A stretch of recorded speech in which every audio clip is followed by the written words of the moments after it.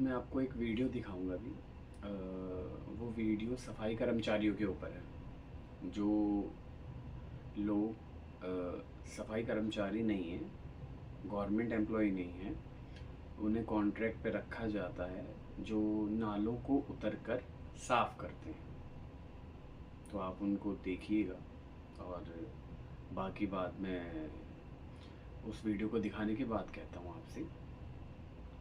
हालांकि जब वो मैं वीडियो बना रहा था तो मैंने बहुत चोरी छुपे बनाए। मुझे खुद शर्म आ रही थी कि वो मतलब उन्हें बुरा ना लगे, मुझे खुद बुरा लग रहा था। आज हम 2025 में हैं और सफाई करने की, जबकि मशीन एक से एक एडवांस मशीन आ चुकी है और हम चीज़ों को, दुनिया को बदलने का दावा करते हैं, लेकिन हम अपने समाज में छोटी सी चीज़ नहीं बदल पाए। सफाई सबकी ज़िम्मेदारी है, ये किसी स्पेशल जात बिरादर की या किसी धर्म के लोगों की नहीं है। हालांकि आप उस वीडियो को देखिएगा, आगे की बात फिर मैं आगे आपको बताता हूँ।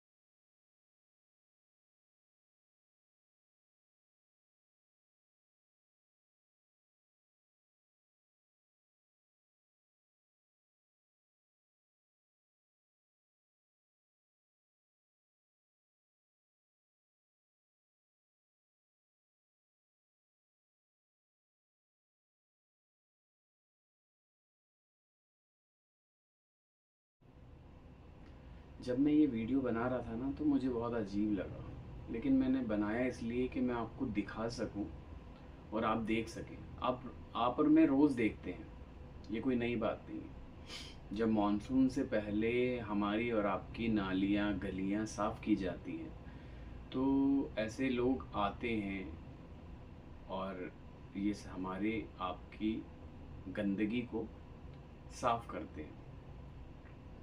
जो गंदगी हम जानबूझकर, एक होता है कि नॉर्मल वो गंदगी होनी होनी है और नगर निगम की ज़िम्मेदारी है कि वो उसे साफ़ करे, लेकिन ये वो गंदगी है जो हम जानबूझकर फैलाते हैं। पन्नियाँ, चिप्स के पैकेट और चॉकलेट के, आइसक्रीम के, न जाने क्या क्या, जिनको रिसाइकल हो जाना चाहिए था या वेस्ट मैनेजमेंट के तहत चली जानी चाहिए थी, वो हम जानबूझकर अपने पड़ोसियों के अड़ोस पड़ोस में फेंक देते हैं। मैंने खुद देखे हैं बहुत समझदार हाजी नमाजी लोग होने का, जो जो धार्मिक होने का दावा करते हैं, वो उन लोगों तक को मैंने अड़ोसी पड़ोसी की छत, अपने छत का कूड़ा दूसरे के यहाँ डालते हुए देखा है। खैर, बात दूसरी है। बात ये है कि ये लोग पहली चीज़, इन्हें कोई सोशल सिक्योरिटी नहीं है जो सफाई कर रहे हैं, और दूसरी बात कि ये सरकारी एम्प्लॉय नहीं है। इन्हें कॉन्ट्रैक्ट पे रखा जाता है और हर मानसून से पहले इन्हें नालों में उतारा जाता है और ये सफाई करते हैं। तो जो काम 365 दिन का है, सफाई कोई एक दिन की जाने वाली कोई प्रक्रिया नहीं है। हरिशंकर परसाई को मैं पढ़ रहा था तो उसमें उन्होंने एक व्यंग्य किया कि जब कोई चीज़, जिस चीज़ को मारना होता है ना, तो हम उसके दिवस मना लेते हैं, जैसे हिंदी दिवस, सफाई दिवस। तो ये मरी हुई चीज़ें हैं जिनके हमने दिन बना लिए हैं। तो उसी तरीके से अगर वो जो सफाई है जो मानसून से सिर्फ पहले कराई जाती है, अगर उसको बराबर हर 2 महीने या 3 महीने पे कराया जाए तो सरकार के लिए, लोगों के लिए बहुत आसानी हो सकती है, लेकिन उसके लिए पैसा लगता है। आपको एक डिपार्टमेंट बनाना पड़ेगा, उसमें एम्प्लॉय रखने पड़ेंगे, उनको तनख्वाह देनी पड़ेगी। लेकिन यहाँ आप क्या करते हो कि यहाँ आप मानसून से पहले एक कॉन्ट्रैक्ट पास कर देते हो, और वो कॉन्ट्रैक्ट जो लेता है वो कुछ लोगों को पकड़ लेता है। भारत में बहुत बड़े लेवल पे बेरोज़गारी है, गरीबी है, और उस गरीबी में पैसा कमाने के लिए दूर दराज से लोग आते हैं और वो काम करते हैं, बंगाल से, बिहार से, यूपी से, क्योंकि उन्हें पता है यहाँ हमारा कौन है जो हमें देखेगा इस काम को करते हुए। तो सरकारें अपने लिए सारी व्यवस्था बनाती हैं, अपने एमपी और एमएलए के लिए सारी व्यवस्था बनाती हैं, लेकिन जब कर्मचारी की बात आती है तो उनको लकवा मार जाता है। उनकी भर्ती नहीं करना चाहते, उनकी तनख्वाह नहीं बढ़ाना चाहते, उनको जो मेडिकल सिक्योरिटी मिलनी चाहिए वो नहीं। बाहर के जो देश हैं वो तो अगर वो उन्हें कम तनख्वाह भी देंगे तो वो काम कर लेंगे, क्योंकि उन्हें पता है कि मेडिकल फैसिलिटी है, उन्हें पता है कि सरकारी स्कूल है, मेरा बच्चा अच्छा पढ़ जाएगा, उसकी ज़िंदगी बदल जाएगी। तो यहाँ नहीं है, यहाँ आपकी तनख्वाह कम है, आपका हेल्थ सिक्योरिटी नहीं है, यानी कि आपका कुछ भी नहीं पता कि अगर आपको कोई समस्या होती है तो कितने लाख रुपए, कितने हज़ारों से लाखों तक का खर्चा आपका हो सकता है।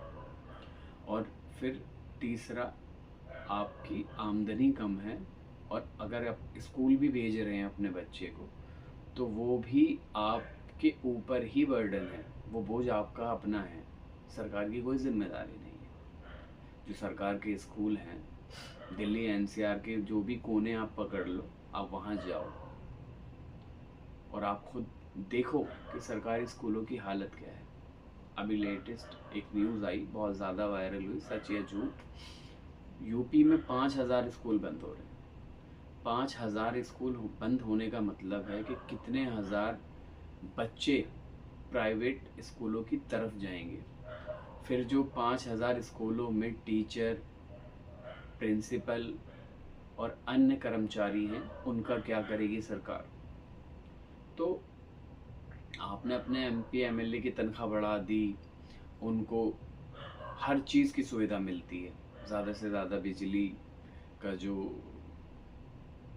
कोटा होता है, फिर एजुकेशन में उनके बच्चों को अच्छी प्राथमिकताएं मिलती हैं, वो बाहर विदेशों में भेजते हैं अपने बच्चों को, उनकी रेलवे और एयर की टिकटों में छूट है, फ्री है, उनके जो संसद में, विधानसभाओं में कैंटीन है वो सस्ती है। तो एक तो वो पहले ही मोटा कमा रहे हैं, ऊपर से उन्हें खर्च भी ज़्यादा नहीं करना। फिर दूसरा, जो वो चोरी करते हैं और पकड़े कभी नहीं जाएंगे, उसमें उनको लाखों करोड़ों रुपए बचते हैं, अपनी पहुंच का नाजायज़ फ़ायदा। जब एक चपरासी बहुत मोटा कमा सकता है तो एमपी एमएलए और निगम पार्षद की बात बहुत। तो समस्या हमेशा बनी रहेगी। देश की अर्थव्यवस्था काम करेगी जब हर आदमी के पास पैसा है, जब वो सक्षम है चीज़ों को करने के लिए, या फिर सरकार जो बेसिक बुनियादी सुविधाएं हैं उनको होल्ड करेगी, अपने अंडर में लेगी और उनका संचालन करेगी, जो ज़रूरत है उन तक पहुंचाएगी। लेकिन सरकारें करती क्या हैं? सरकार कर रही है निजीकरण। निजीकरण सुनने में बहुत अच्छा लगता है, और वो होता तब बहुत अच्छा जब सरकार का उस पर अधिकार हो, नियंत्रण हो, चीज़ों को चला सके, संभाल सके। लेकिन सरकारें क्या करती हैं? सरकारें वो निजीकरण करती हैं कि एमपी साहब ने अपने साले को दे दिया, विधायक साहब ने अपने भतीजे को दे दिया। क्योंकि मध्य प्रदेश में एक मेडिकल कॉलेज को लेकर कोर्ट के आदेश थे, तो खबर बहुत पुरानी है। तो कोर्ट निचले स्तर की कोर्ट थी, उचले स्तर की कोर्ट थी, मुझे ध्यान नहीं। लेकिन कोर्ट के आदेश के बाद भी मेडिकल कॉलेज ने डॉक्टरी के लिए फ़ीस बढ़ाई और कोर्ट ने मांग करी, आदेश दिया कि वो फ़ीस वापस ले, लेकिन उन्होंने नहीं ली। तो जिस देश में इतनी बुरी हालत है उसमें आप देख ही सकते हैं कि क्या होगा। समस्या उन नालों में उतर के काम करने वालों के साथ ये नहीं है कि वो नाले में उतर के काम कर रहे हैं, नंगे बदन काम कर रहे हैं, उनकी कोई सेफ्टी नहीं है। उन्हें कोई एलर्जी हो जाए, कोई इन्फेक्शन हो जाए, कोई इक्विपमेंट्स नहीं है उनके पास, फिर कोई मेडिकल इंश्योरेंस नहीं है। जब वो लोग मर जाते हैं तो वो गुमनाम और गुप्त हो जाते हैं, जैसे वो थे ही नहीं। 1000, 10,000, 20,000, 1 लाख, 2 लाख में सेटलमेंट हो जाता है, दुनिया अपनी जान बचा लेती है। बहुत सारी चीज़ें हैं समझने के लिए, लेकिन हम सिर्फ अपने पेट से बंधे हुए हैं। हमारा ध्यान हमारे पेट की तरफ होता है, खाने कमाने और लग्जरी लाइफ को और लग्जरी बनाने की तरफ होता है। बड़े महंगे फ़ोन खरीदने की चाहत, बन सवर के निकलने की चाहत। तो हम कभी अपने आस पड़ोस में वो चीज़ें देख ही नहीं पाते, और सरकार की कमियां तो कभी नहीं देख पाते।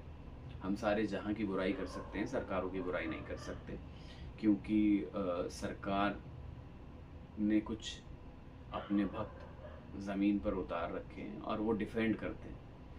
सरकार से सवाल करने की बात दूर है, वो सरकारों को डिफेंड करते हैं। अच्छा, सरकार की ये पॉलिसी, यार इस सरकार की इस पॉलिसी के पीछे तो ये कारण है। जैसे सरकार उनके घर जाकर उन्हें बताती है कि भैया इस कारण से हमने ये पॉलिसी लाई। खैर, नुकसान सबको उठाना पड़ेगा, हम सबको उठाना पड़ेगा, और उसका इफ़ेक्ट भी सब पर पड़ता है। तो निजीकरण कोई अच्छा विकल्प नहीं है, और हर क्षेत्र में बिल्कुल नहीं है। लेकिन मैं मानता हूँ, मैंने 2 किताबें पढ़ी। एक है रघुराम राजन जी की ब्रेकिंग द मोल्ड, और एक है अमर्त्य सेन की भारत और उसके विरोधाभास। आप कभी पढ़िएगा। तो वो दोनों किताबें मुझे एक जैसी लगती हैं, हालांकि दोनों अलग अलग समय में लिखी गई हैं और चीज़ों में बहुत बदलाव है, लेकिन उनकी जो एक मेन मोटिव है उन किताबों में, एक वो यही है कि बेसिक सुविधाएं, वो जो बेसिक सुविधाएं हैं वो पूरे भारत में पहुँचे। भारत में आज भी बहुत सारे इलाके ऐसे हैं जहाँ बुनियादी सुविधाएं नहीं हैं, बिजली नहीं है, जबकि सोलर पैनल आ चुका है, बहुत साल पहले आ चुका है, लेकिन अब वो बहुत ज़्यादा एडवांस हो गया। हेल्थ इशू दूर करने के लिए मेडिकल फैसिलिटीज़ नहीं हैं, स्कूल नहीं हैं। मैं ज़्यादा दूर नहीं जाऊंगा।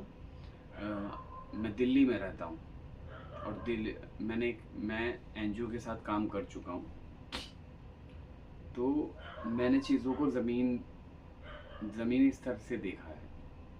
हमारा जो एनजीओ काम करता था वो ये इलाका यूपी में लगता था, और मैं रहता हूँ दिल्ली में, तो दिल्ली के हाल से मैं वाकिफ़ हूँ, और यूपी में मेरा जाना है। तो जो उन इलाकों में रहने वाले लोग थे वो अपने बच्चों को दिल्ली में भेजते थे।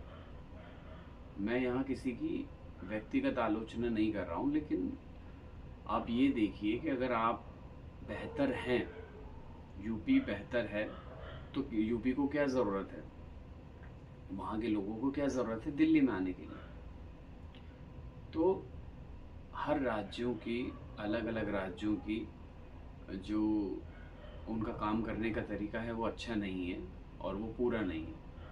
आप सिर्फ टैक्स ले रहे हैं, सुविधाएं नहीं दे रहे हैं। विकास, जो सिर्फ विकास है वो फ्लाईओवर, अंडरपास और ब्रिज बनाने का नाम नहीं है, क्योंकि जैसा कि मैं हमेशा कहता हूँ, एक देश बनता है एक परिवार से, और जब आप एक परिवार को चलाते हो तो आपको परिवार को चलाने के लिए पहले उसकी बुनियादी ज़रूरतों को पूरा करना पड़ता है। पहले आप उसके पेट को देखते हो, वो कमा पा रहा है, खाना खा पा रहा है। अगर उसके पास 1 लाख रुपया है तो वो पहले अपने हेल्थ इश्यूज़ को देखेगा, पहले अपने पेट को देखेगा, पहले अपनी छत को ढकने की कोशिश करेगा, सीधा उसको ताजमहल बनाने के लिए पैसा खर्च नहीं करेगा। तो ये चीज़ें समझने में समय लगेगा, बहुत ज़्यादा समय, क्योंकि लोग पढ़ते नहीं हैं, जानते नहीं हैं और समझते नहीं हैं, और वो समझना नहीं चाहते। उन्हें लगता है कि जो हो रहा है ठीक है, जो होता रहेगा वो भी ठीक है। लेकिन चीज़ें बहुत अलग हैं। आप चीज़ों को पढ़ें। इंटरनेट एक अच्छा साधन है चीज़ों को समझने के लिए, लेकिन वहाँ एक बाल बराबर बारीक फ़र्क जो है वो ये है कि आप पहचान नहीं सकते क्या इन्फॉर्मेशन सही है और क्या गलत है। तो वहाँ गुमराह बहुत ज़्यादा किया जा रहा है, लोग हो रहे हैं, करे जा रहे हैं, बहकाए जा रहे हैं, उनको मिसगाइड किया जा रहा है, एक प्रोपोगेंडा फैलाया जा रहा है और वो उसमें फंसते हैं, बहुत बुरी तरीके से फंसते हैं।